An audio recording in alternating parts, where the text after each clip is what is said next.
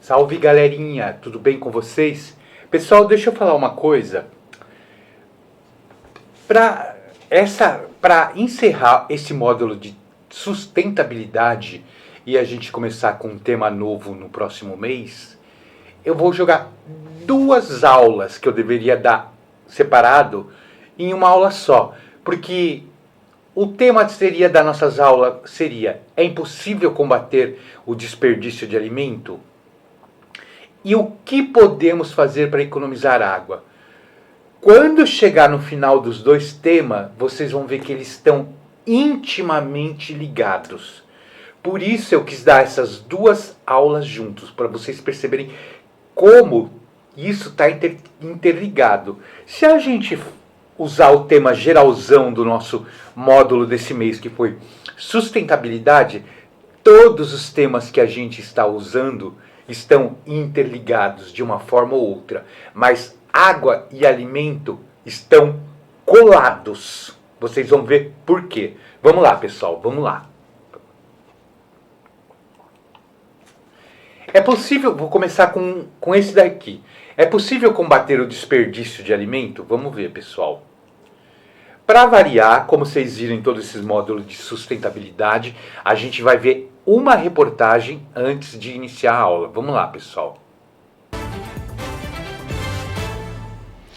Nosso assunto agora é o desperdício de alimentos, que é uma realidade que pesa na consciência e no bolso de todos nós. Basta a gente olhar para a geladeira da gente. É a Patrícia Lages que fala sobre isso agora. Tem outros dados, né, Patrícia? Boa noite para você. Boa noite, Adriana, e boa noite para você de casa. O desperdício de alimentos acontece em todo o mundo, mas vamos ver na tela os dados da nossa região. A América Latina e o Caribe concentram 9% da população mundial, mas são responsáveis por 20% do desperdício de alimentos. Mas quando a gente olha o desperdício por família, a gente chega a números ainda maiores.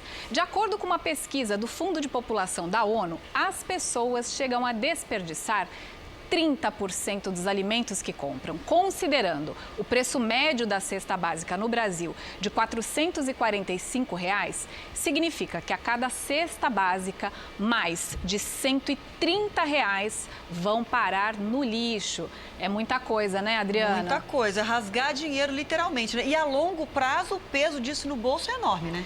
O peso é enorme e a gente fez até as contas. Olha só. Se a cada cesta básica são desperdiçados R$ 133,50 em um ano, a perda será de mais de R$ 1.600. Em 3 anos, mais de R$ 4.800. E em 5 anos, mais de R$ 8.000 vão parar no lixo. E com essa quantia, daria para alimentar 18 famílias. Agora, se a gente se organiza um pouquinho, dá para evitar esse desperdício todo, né? Dá para evitar. Tem algumas dicas simples que todo mundo pode adotar aí em casa. Olha só como são simples. Faça uma lista de compras, mas antes de fazer a lista, verifique o que você já tem aí na sua despensa. E prepare um cardápio semanal antecipadamente, assim você só compra o que realmente vai usar. Evita o desperdício de alimentos e de dinheiro. Adriana. Dica boa, especialmente nesse momento, né? É isso aí. Obrigada, Patrícia. Boa semana, viu? Para você também.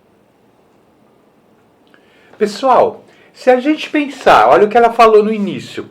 9% da população está na América Latina e Caribe. Esses 9% de população estragam 20% da alimentação produzida no planeta. É muita comida jogada fora. Agora vamos raciocinar mais um pouco. Vamos voltar para o nosso primeiro bimestre. Vocês se lembram quando a gente falou em níveis energéticos que é uma cadeia, um depende do outro? Se a gente pensar que para a produção dessa alimentação é destruído todo um ecossistema, pessoal, por exemplo, como, professor? Vou explicar. Por exemplo, a produção de carne, pessoal. Para fazer pasto, tem que cortar toda a mata, destruir o ecossistema natural. Para plantar arroz, feijão, soja, enfim, o alimento, é destruído um ecossistema inteiro, porque a vegetação também é destruída. Então pensa bem, pessoal, é lógico desperdiçar 20% de alimentação para ir destruir um ecossistema inteiro, sendo que a gente sabe que vai ser prejudicial, porque a gente concluiu que está tudo interligado? Não tem lógica, né, pessoal? Então vamos ver como que fica isso, pessoal.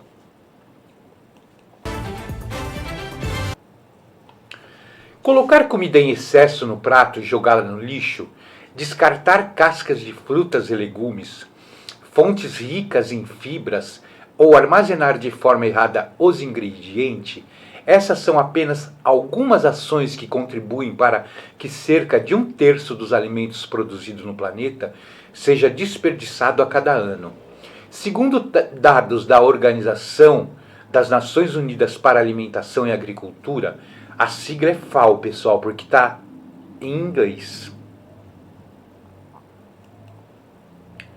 Do plantio à mesa das famílias, 1,3 bilhões de toneladas de comida recebem o mesmo destino: o lixo, pessoal. Olha que alarmante isso. Por outro lado, 795 milhões de pessoas passam fome em todo o mundo, sendo que 3,4 milhões são brasileiras. Não tem lógica, pessoal. É tanta comida desperdiçada indo para o lixo e um monte de gente passando fome. Não tem lógica. E 1/3 dos alimentos produzidos no planeta são desperdiçados por ano, pessoal. Já um estudo realizado pela Pesquisa Nacional por Amostra de Domicílio, PNAD, indicou que há 52 milhões em situação de insegurança alimentar, sem acesso regular e permanente a alimentos de qualidade e quantidade suficiente no Brasil. Pessoal, com o avanço da pandemia, isso piorou. É só a gente ver na campanha da TV, famílias que ficaram sem emprego e estão sem dinheiro para alimentação. E tanta comida sendo desperdiçada. Chocante, né? No Brasil são descartados 15 milhões de toneladas por ano, o que alimentaria a população brasileira por 47 dias, conforme estimou o Instituto Acatu. Ao mesmo tempo, de acordo com o relatório Perspectivas Agrícolas no Brasil, Desafios da Agricultura Brasileira 2015 a 2024, da FAO, o Brasil é o segundo maior exportador agrícola mundial e o maior fornecedor de açúcar do mundo, suco de laranja e café. Além disso, é um grande produtor de milho, arroz e carne bovina. Vamos deixar claro, pessoal, o Brasil é ótimo, é o maior produtor de tudo isso, mas a gente paga um preço alto, porque o ecossistema para produzir isso é destruído. A gente está pagando um preço alto por isso. A produção de alimentos ocupa 25% do território habitável da Terra. Já uma parte dessa área, equivale ao tamanho do México, é utilizada para cultivar aqueles produtos que serão jogados no lixo.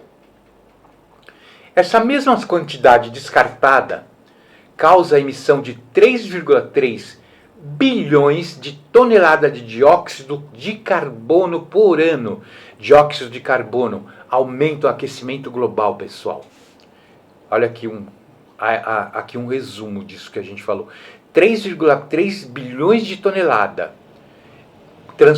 Bilhões de dióxido de carbono para ser desperdiçado, né, pessoal? É importante ressaltar, no entanto, que a degradação do meio ambiente não é a única consequência do desperdício. A condição financeira das famílias médias brasileiras, que gastam R$ 478 mensais para comprar comida, poderia passar por grandes mudanças caso deixassem de jogar fora 20% dos alimentos de casa, pessoal. Pesquisadores do Instituto Acatu calculam que seriam economizados R$ 90 por mês, o equivalente a 1,1 milhão de reais em 70 anos, expectativa média de vida de uma pessoa. Aqui no Brasil, pessoal, a gente tem uma cultura do desperdício. Vamos ver o que é isso, o que é essa cultura do desperdício. A alimentação no Brasil, ainda hoje, é sempre relacionada ao excesso. Quem nunca ouviu a frase no almoço de família, é melhor sobrar do que faltar? Você já deve ter ouvido, né? Minha mãe falava isso, muito isso. Ou nunca foi em um restaurante de rodízio, ou por quilo. Para a nutricionista Camila Kneip, da ONG Banco de Alimentos, a cultura do desperdício está enraizada no país por uma série de motivos. Entre eles, o fato de não ter passado por restrições severas nas guerras e também por ser muito grande em extensão e recursos. Pessoal, quem já foi em rodízio? Vocês já viram que tem algumas pessoas que vão para o rodízio? Rodízio pega à vontade, pessoal, para quem nunca foi. Pega a comida à vontade. Enche. Nossa, enche o prato. Não come nem metade daquilo. Daí a moça passa, aquilo não é servido para outra pessoa. Vai pro lixo. É isso que está dizendo aí, pessoal.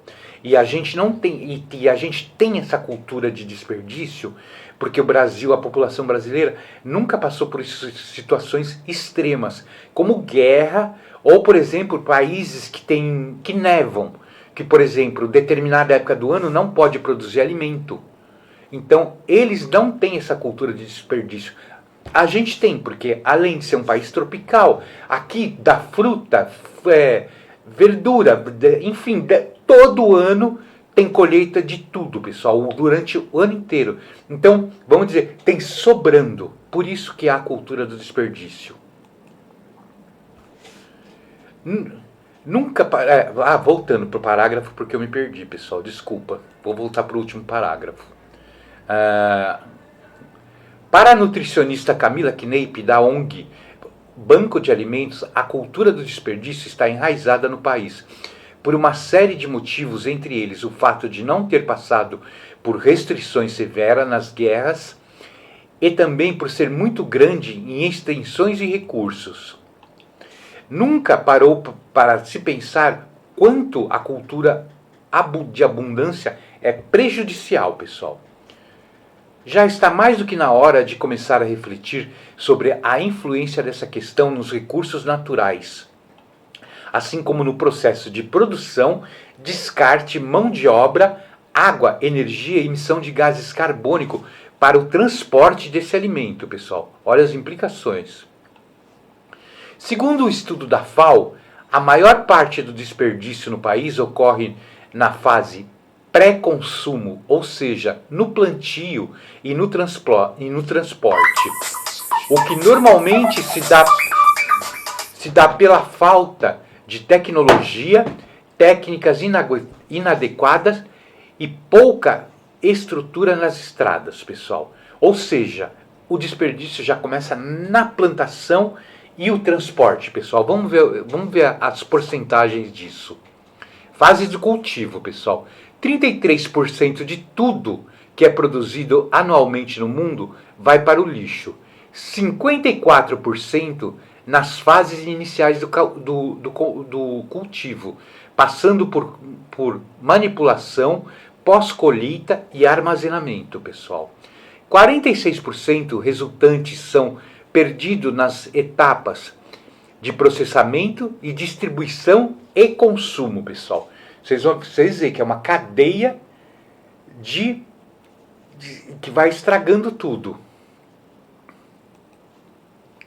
Além disso, cada brasileiro gera cerca de 1 quilo de lixo por dia, incluindo embalagens, restos de alimento e outros materiais. Em 2013, esse volume chegou a 76 milhões de toneladas, sendo que 58% desse total é formado por lixo orgânico, pessoal. Aqui mais uns dados, pessoal. No Brasil, o desperdício de alimentos acontece nas seguintes etapas: 10% no campo, 30% na comercialização, 50% no transporte e 10% no consumo, pessoal. Venda e consumo. A quantidade descartada no Brasil por ano, 15 milhões de toneladas, alimentaria uma população de um país por 47 dias. Olha como o Brasil tem a cultura do desperdício. O Brasil não, vamos falar a gente. Eu, vocês, todo mundo. Mas é porque é cultura. O que precisa ser feito é mudar essa ideia nossa. No entanto, quilos de comida são descartados diariamente em restaurante, padarias e outros estabelecimentos. Não há leis no país que falem sobre a questão de doação para combater a fome e evitar o desperdício. O que acontece é que os locais têm que seguir as normas da Anvisa. Os estabelecimentos têm receio de doar as sobras das refeições por causa do Código de Defesa do Consumidor, que aplica punições caso o alimento cause intoxicação a quem o recebeu. Completa a Camila, a nutricionista. Pessoal, aí o que está dizendo? Eu vou citar um exemplo prático para vocês. Vamos supor, na escola, no Jorge Rami, é feita a refeição, tem aluno que não come tudo, sobra a refeição também na cozinha, porque, de repente, vamos supor, é calculado pela comunidade. De repente, você não está com fome aquele dia, você não almoçou, o outro não está com fome e não almoçou. O que vai acontecer com essa comida? Não pode ser dada para ninguém, pessoal. Tem que ir pro lixo, justamente para o Código de Defesa do Consumidor. Vamos supor que o Jorge Rami fizesse uma campanha. A comida que sobra a gente vai dar para o pessoal de rua, pessoal que passa fome, enfim, quem quiser ir lá pegar. Se essa pessoa passar mal por algum motivo com a comida dada, ela pode processar, vamos dizer, o Jorge Rami se tivesse essa política. É fogo isso, é complicado, é um assunto complicado que precisaria ser revisto. Eu mesmo trabalhei numa indústria de cimento que a gente tinha o refeitório do almoço, tinha um restaurante lá. E a fábrica ficava perto de uma favela. E eles doavam a sobra do restaurante para o pessoal da favela. Até que uma pessoa passou mal por algum motivo e processou essa indústria de cimento. Sendo, pessoal, que foi um processo, para vocês entenderem, foi um processo inadequado, porque nenhum funcionário passou mal com aquela comida, quer dizer, ela não estava contaminada. Agora essa pessoa já deveria ter algum problema, mas processou a empresa que doou como se a comida tivesse feito mal. Então vocês veem como é uma situação complicada isso. Para reverter essa situação no Brasil, a organização Banco de Alimentos, criada em 1998 com o objetivo de minimizar os efeitos da fome e combater o descarte de comida, atua em 3 principais frentes, pessoal. A primeira é da colheita urbana, processo que consiste em coletar excedentes de estabelecimentos comerciais, como legumes, massas e frutas, e transportá-las a instituições filantrópicas. Vocês veem que eles não estão levando a comida pronta, pessoal. Eles estão, aí está dizendo, legumes, massas e frutas. Eles estão levando a comida para ser preparada e não pronta, como foi o caso que eu citei exemplo para vocês. Já a segunda área de atuação é a educação, em que os responsáveis levam palestras, workshops e oficina a profissionais das próprias ONGs e estudantes, ensinando formas de manipular adequadamente os alimentos e evitar o descarte de partes com alto valor nutricional, pessoal. A terceira frente são as ações educativas, cujo objetivo é informar a sociedade por meio de conteúdo que disseminem a cultura do não desperdício e do reaproveitamento integral do alimento, pessoal. Diante dessa decisão, alguns governos estrangeiros se mostraram competentes em transformar a cultura de desperdício em seus países, o que não está acontecendo no Brasil.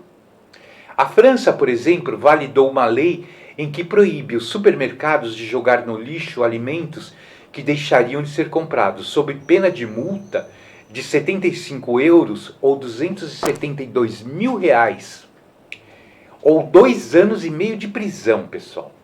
Já a Dinamarca inaugurou um estabelecimento dedicado exclusivamente à venda de produtos fora da validade, mas que ainda podem ser consumidos.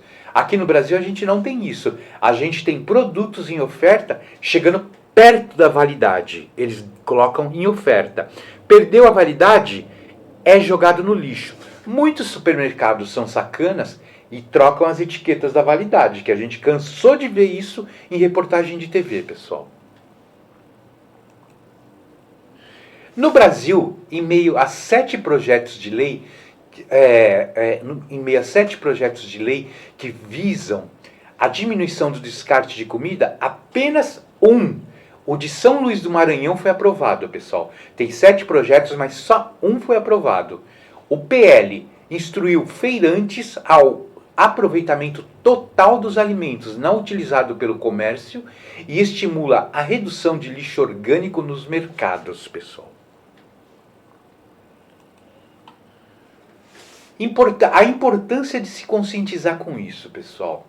Reduzir a quantidade de alimentos que vai para o lixo diariamente pode não parecer uma tarefa fácil, mas em um país tão grande como o Brasil, mas se houver uma conscientização coletiva e cada um fizer a sua parte no dia a dia, os impactos sociais, econômicos e ambientais podem ser bastante positivos. Pessoal, ambiental, vale lembrar que para cada produção de alimento, um ecossistema inteiro é destruído.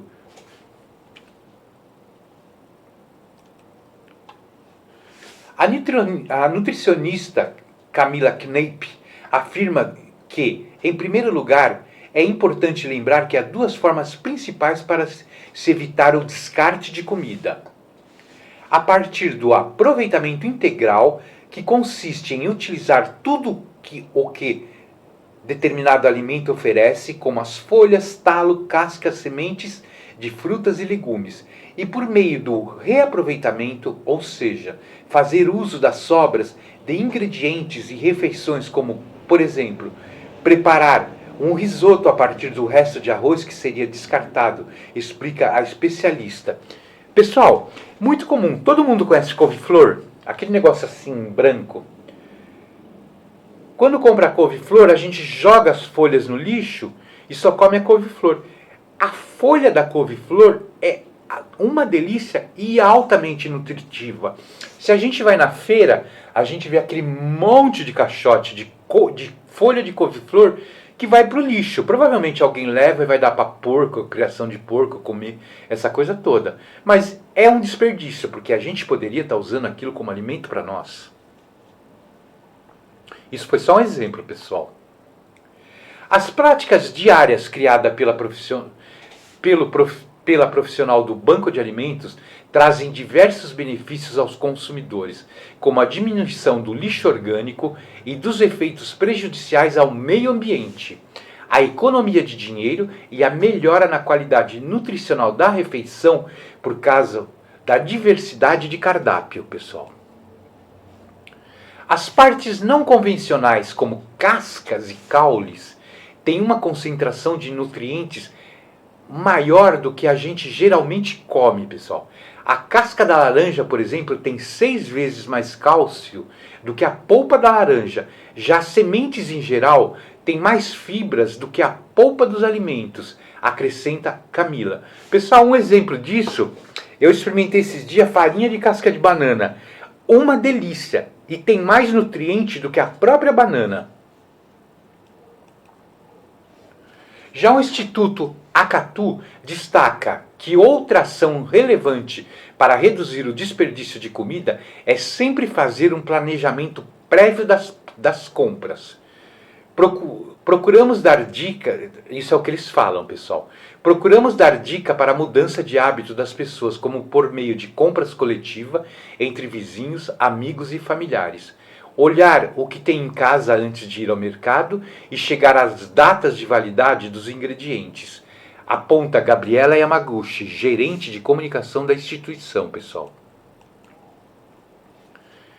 Mas o que nós temos a ver com isso? O que eu e vocês têm a ver com isso, pessoal? Como indivíduo que a gente é, A gente pode e deve fazer a nossa parte para evitar o desperdício, pessoal, de alimentos. Além de realizar pequenas ações no nosso dia a dia, é importante encorajar iniciativas que tenham como objetivo o aproveitamento total dos ingredientes. Pessoal, vamos supor que vocês levem minha aula a sério. Eu fui um agente de mudança, eu fiz alguma coisa para vocês. E se vocês levarem a sério, com certeza, quando vocês tiverem a família de vocês, vocês não vão desperdiçar alimento também. Porque vocês mudaram a mentalidade do desperdício. Vocês viram como é um trabalho de formiguinha. É um passando para o outro até acabar com essa nossa cultura do desperdício. Agora a gente vai falar em outras ações que estão sendo tomadas para evitar o desperdício de alimento.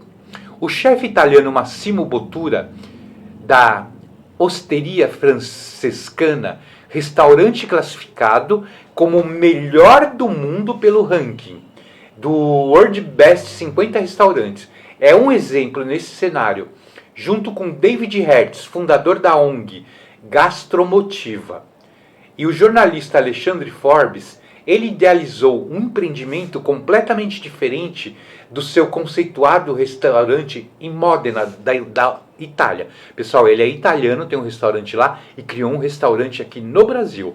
Vamos ver qual foi a proposta dele.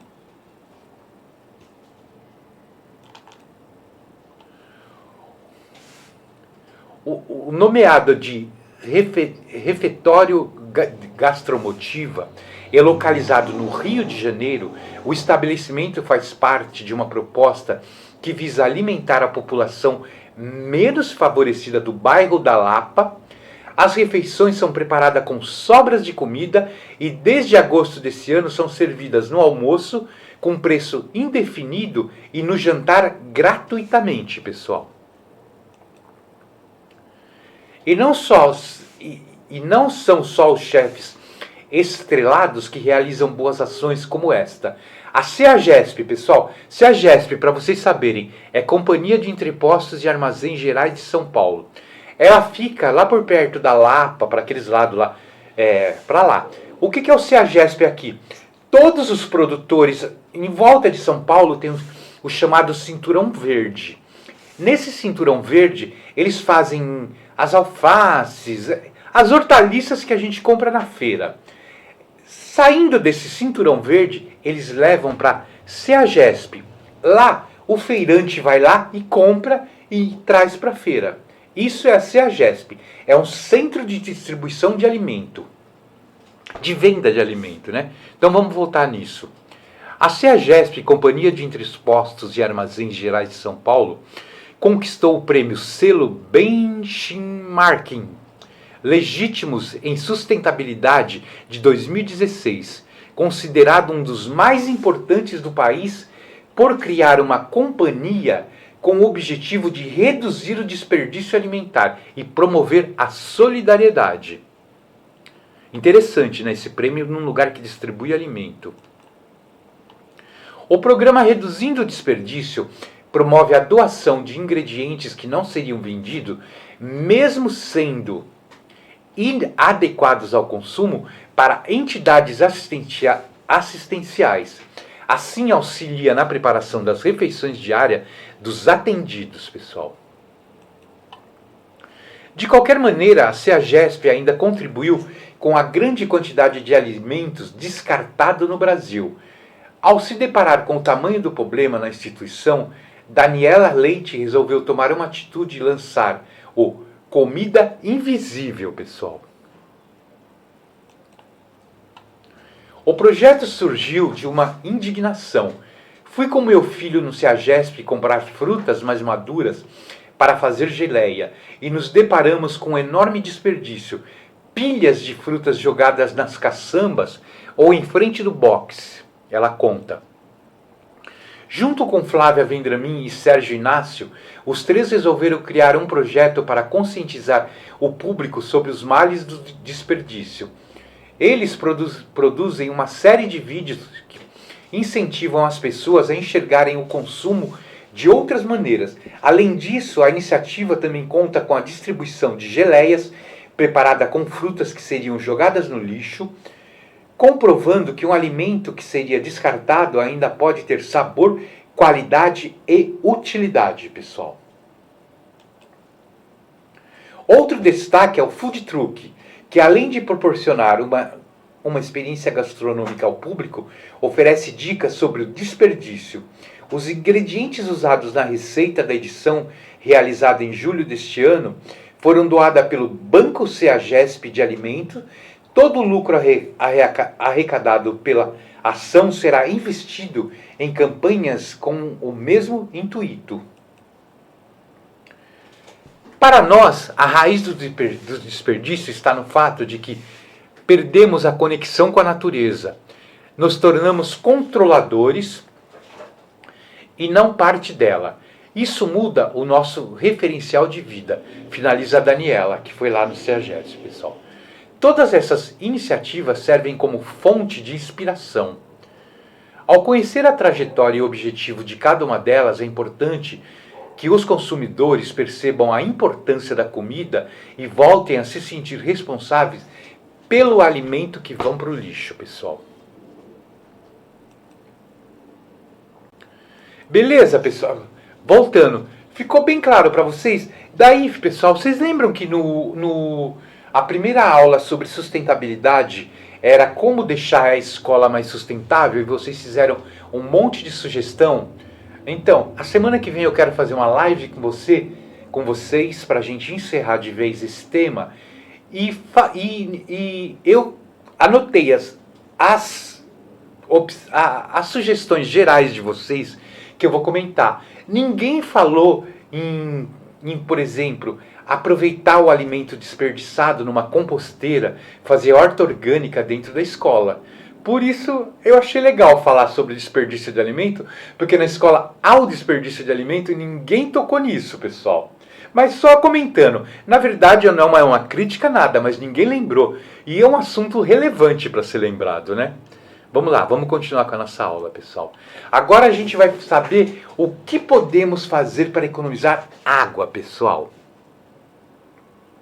E depois, no final de tudo, concluir por que desperdiçar alimento e economizar água estão ligados. Vamos lá, mais uma reportagem, pessoal. Rapidinha essa.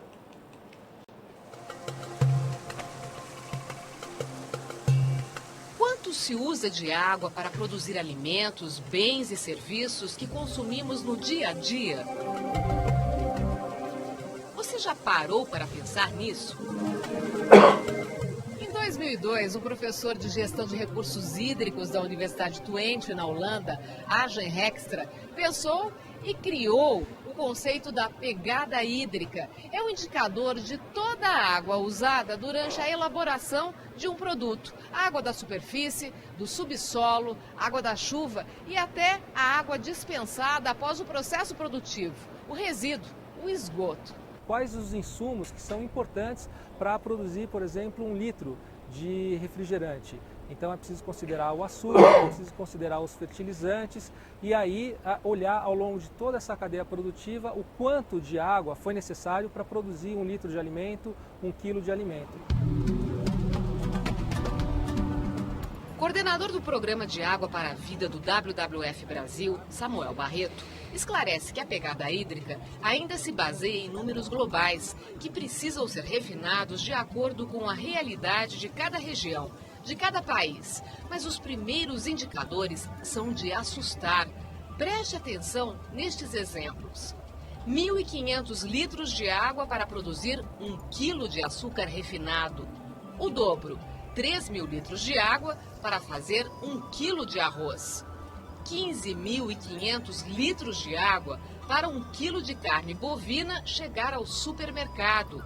E 400.000 litros de água para produzir 1 automóvel. Nossa! Haja água. É bastante água, né? Aí que você vê que a gente consome realmente muita água indiretamente sem saber. Nosso dever é saber, se informar de onde que é usada essa água e a gente economizar também. Aparentemente exagerados, os números da pegada hídrica podem até gerar polêmica, mas vão servir como um recurso importante, diz o coordenador do WWF Brasil, que trabalha para que o conceito seja adotado aqui, como já foi na Espanha. Ao longo de toda essa cadeia produtiva, se faz o cálculo e se verifica aonde, inclusive, está havendo maior consumo de água. E é exatamente essa medida que pode ser a ferramenta de gestão, principalmente para você reduzir ou diminuir o seu impacto naquele setor que mais consome água. Sem conhecer o conceito da pegada hídrica, este restaurante no centro paulistano tenta fazer sua parte. Na cozinha, usa a máquina de lavar pratos, mais econômica. De vez em quando, chama uma empresa especializada em vazamentos para evitar surpresas. E aos clientes oferece água filtrada na jarra. Assim, economiza PET, garrafas de vidro e a conta de água já vem mais enxuta. Inicialmente, nós pagávamos uma conta mensal de água de R$ 3.200. Atualmente, estamos em R$ 2.500 e pretendemos melhorar. A conta do restaurante está menor, mas muita água continua sendo usada para servir os clientes. Um exemplo. De entrada, uma fatia de pão e uma de queijo. Prato principal, uma porção de arroz e um filé acompanhados de um suco de laranja. Total da conta, do campo à mesa, 2.850 litros de água usados. A princípio assusta, né? Para ajudar na digestão de uma refeição regada a água como esta, nada como um bom cafezinho, hábito bem brasileiro. Mas é bom lembrar que por trás desta xicrinha de café são 140 litros de água, usados na produção do fertilizante que preparou a terra onde o café foi plantado, na irrigação da planta durante o crescimento, no processamento do grão, na produção da embalagem, no transporte. Enfim, água que a gente não vê enquanto saboreia o café, mas que foi gasta. Qual é o real impacto que nós temos no uso da água?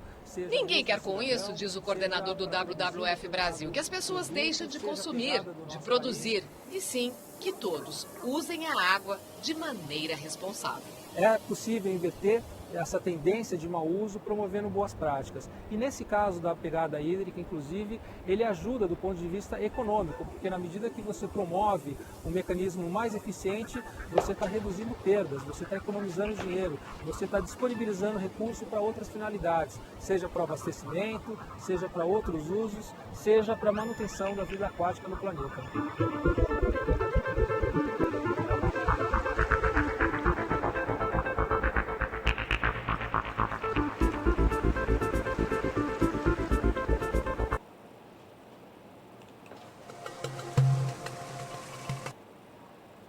Pessoal, vocês viram como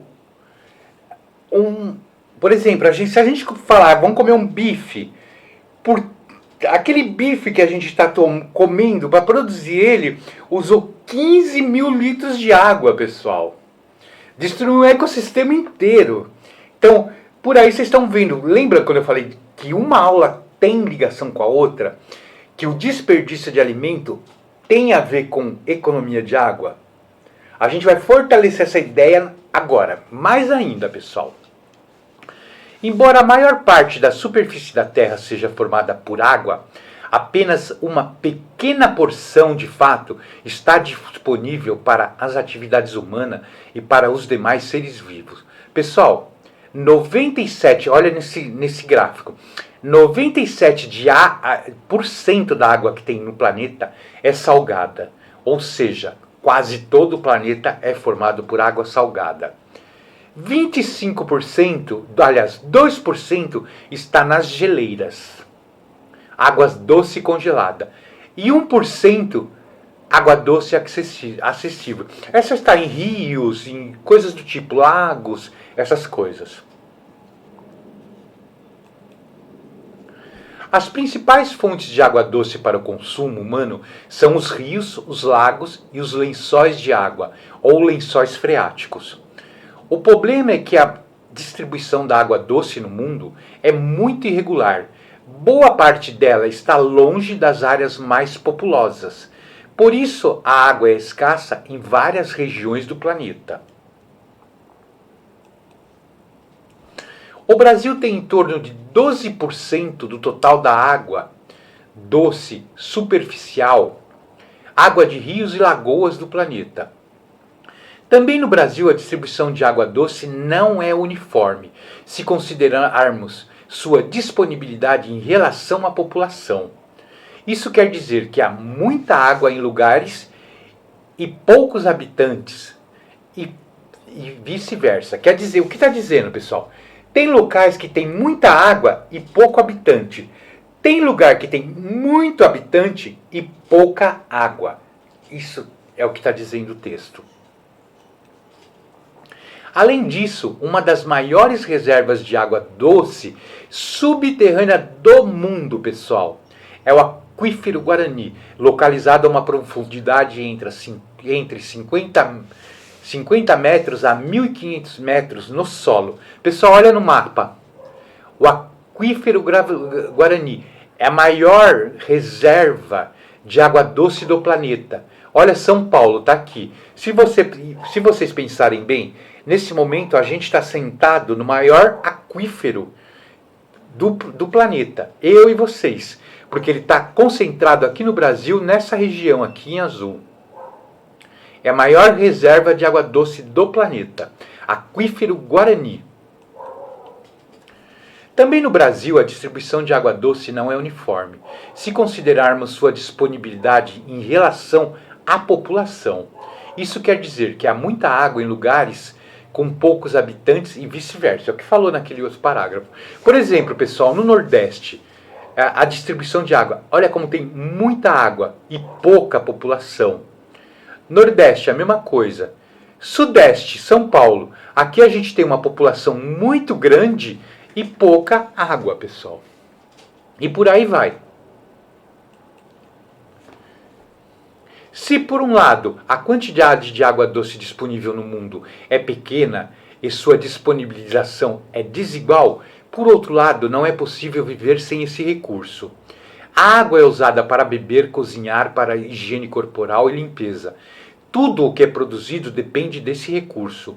A água também é usada na obtenção de energia elétrica nas hidroelétricas. Agora, pessoal, vamos falar em pegada hídrica. É o que aquela repórter estava falando no início dessa aula, a reportagem que a gente viu. A pegada hídrica é definida como o volume de água total usado durante a produção e o consumo de bens de serviço, bem como o consumo direto e indireto no processo de produção. O que está dizendo, pessoal? A pegada hídrica é a quantidade de água que foi usada para fazer alguma coisa e até chegar ao consumidor. É isso a pegada hídrica. É a quantidade de água que foi usada nesse processo. O uso de água ocorre em sua maioria na produção agrícola, pessoal. Olha aí, o maior uso de água está na produção agrícola e a gente desperdiçando alimento. Destacando também um número significativo de volume de água consumida e poluída, derivada dos setores industriais e domésticos. Portanto, determinar a pegada hídrica é tornar possível a quantidade do consumo de água total ao longo de sua cadeia produtiva. No início de 1990, o conceito pegada ecológica foi introduzido por William Rees como uma medida de apropriação humana das áreas biologicamente produtivas, pessoal. Cerca de 12 anos depois foi lançada em Delft, na Holanda, um conceito similar, denominado pegada hídrica, ou pH, para medir a apropriação humana da água doce no globo, e na reunião de peritos sobre o comércio internacional de água virtual, pessoal. Vamos saber o que é água virtual daqui a pouco.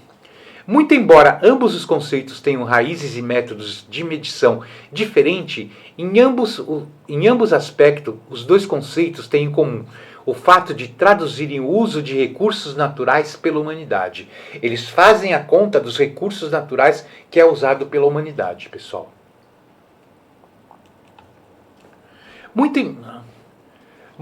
Que eu já falei isso daqui, pessoal. Tipos de pegada hídrica, pessoal. Ela é dividida em, se não me engano, 6 tópicos. Vamos lá, o tipo de pegada hídrica. A verde, quando a água da chuva evapora ou é incorporada em um produto durante a produção. Azul, calcula as águas superficiais ou subterrâneas que evaporaram ou são incorporadas em produtos desenvolvidos no mar ou lançadas em outra bacia. A cinza, médio volume da água necessária para diluir a poluição gerada durante o processo produtivo. Além de usar água, ainda polui a água, pessoal. Aqui está um resumo dessa pegada hídrica, pessoal. Pé azul, calcula a quantidade de água superficial ou subterrânea evaporada, incorporada em produtos, devolvida ao mar ou lançada em outra bacia. O pé verde, quando a água da chuva evapora ou é incorporada em produtos durante a sua produção. O pé cinza mede o volume de água necessário para diluir a poluição gerada durante o processo produtivo. A água virtual, aqui falou aquele texto, pessoal. Água virtual, os estudos sobre água virtual começaram a crescer devido aos estudos quantitativos publicados por vários pesquisadores. Um deles é esse Hoekstra. Para Hoekstra, a definição mais precisa sobre água virtual consiste na mistura e na mensuração da água contida num produto, ou seja, numa mercadoria, bem ou serviço, em relação ao volume de água doce utilizada nas diversas fases de sua cadeia produtiva. Pessoal, imaginemos nós. A gente comprou um carro. Tem água no carro? Não, professor. Mas vocês concordam comigo que usou muita água para fazer aquele carro? No processo de produção de peça, em tudo que vai lá? Então, isso é água virtual. É água que é usada no processo que a gente não vê. Esse lápis, por exemplo, tem água virtual. Porque foi usado água no processo para fabricar esse lápis. Eu não estou vendo. Mas se a gente fuçar, fazer uma engenharia reversa que é ir para trás e ver como é produzido o lápis, a gente vai ver que é usado água. O termo água virtual refere ao fato que a maioria da água utilizada na produção de um produto não está contida nele, sendo insignificante comparado ao conteúdo virtual da água. Logo, o comércio virtual da água. Há um comércio virtual da água, pessoal. Logo, o comércio virtual ocorre quando vários produtos são comercializados a partir de um lugar para o outro. Aqui a gente tem o consumo de água, pessoal, de algumas coisas que a gente não vê. Um bife, pessoal, gasta 20 mil litros de água. 1 quilo de queijo, 5 mil litros de água. Um carro para ser fabricado, 14 mil litros de água. Um computador usou 1.500 litros de água. Um frango, pessoal, usou 3.900 litros de água. Uma folha de papel usou 10 litros de água. Uma camisa de algodão, pessoal, usou 2.700 litros de água.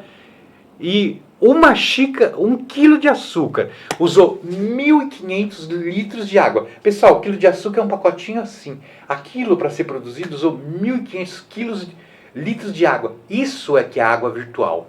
Daí eu estava procurando a quantidade de água virtual, não achei. Mas mais um tópico que chama atenção para vocês, porque vocês usam muito, pessoal, é a folha de papel.